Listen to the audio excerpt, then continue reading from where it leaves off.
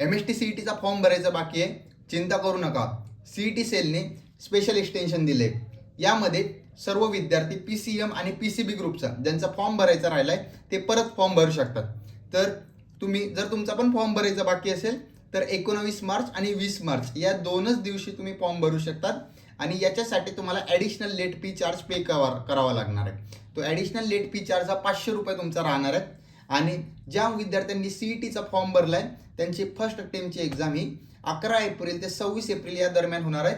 आणि second अटेम्प्टची exam ही 10 मे ते 16 मेच्या दरम्यान होणार आहे. जर तुम्हाला सुद्धा MST CETचा फॉर्म भरायचा असेल तर त्याच्यासाठी अपार आय डी हा कंपल्सरी लागणार आहे. जर तुमचा अपार आय डी अजून सुद्धा बनलेला नाही तर चिंता करू नका. एनरोल इंजिनियरच्या पेजवरती अपार आय डी कसा बनवायचा याचा व्हिडिओ डिटेल अवेलेबल आहे. तर तो तुम्ही जाऊन चेक करू शकतात आणि तुमची अपार आय डी बनवू शकतात. आणि त्यानंतर तुम्ही तुमचा फॉर्म फिल करा. CET सेलच्या वेबसाईटला जा आणि 2च दिवसामध्ये फॉर्म फिल करा. 19 आणि 20 मार्च हे 2च दिवस तुमची डेडलाईन आहे.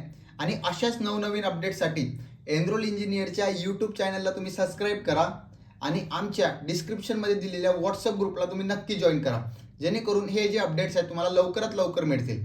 Thank you so much students, all the best.